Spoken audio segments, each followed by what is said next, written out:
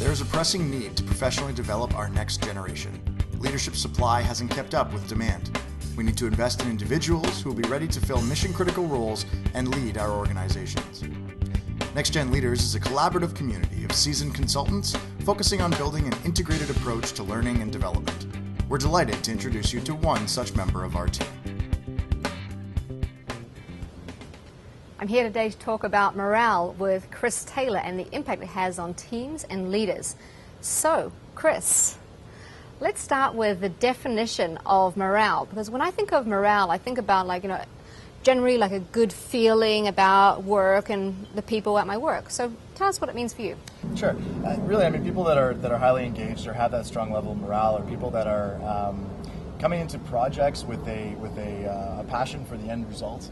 They're really interested beyond the terms of what they're doing right now and thinking about how does this impact the organization or the world at large.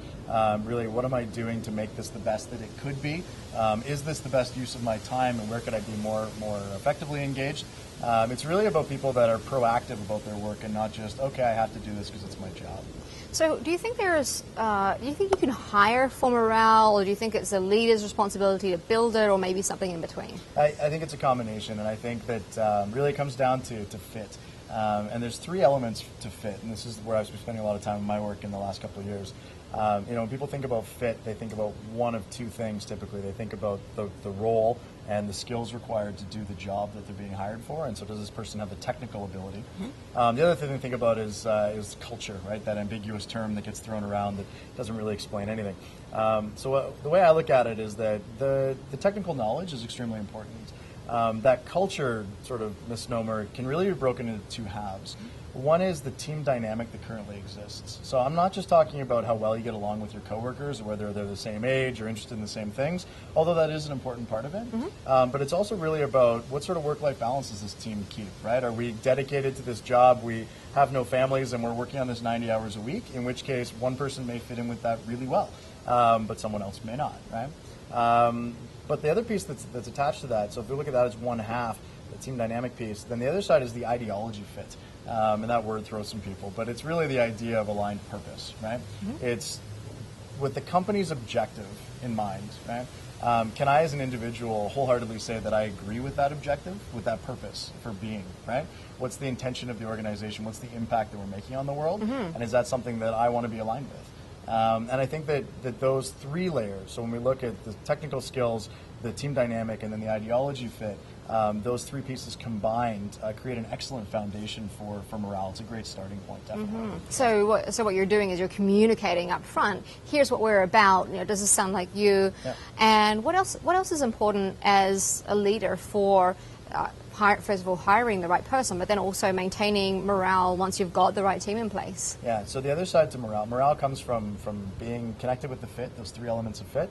But the other side to it is feeling like you are making an impact, that you are moving forward in some capacity, right? And really that's we're doing good in the world, or I am advancing my own sense of self and career, right? So there's a sense of progress. Absolutely, yeah.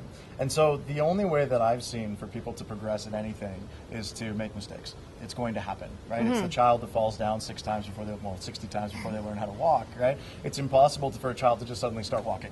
And yet we create these barriers in the business setting where we don't allow for mistakes.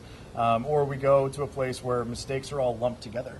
And I see there's a very clear line between two types of mistakes, where there's mistakes that are made out of ineptitude or carelessness, and those cannot be tolerated, and it's very hard-nosed on that. Mm-hmm. But the other types of mistakes are the mistakes that are necessary, mistakes where we're trying something new, and I fell short of what we thought might be the outcome, but it was trying something new and accomplishing that.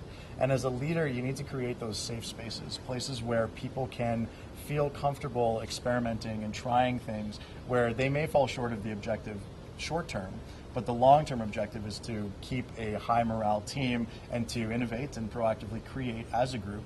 And so you need to allow for those mistakes.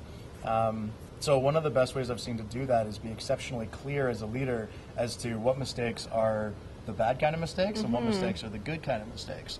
Publicly recognizing people that are making the good kind of mistakes. Seth Godin, who's one of my heroes and I know you're a fan of as well, had a guy working on his team where he said, I want you to make a spectacular mistake in the next 6 months or you're fired, because the guy was playing too safe.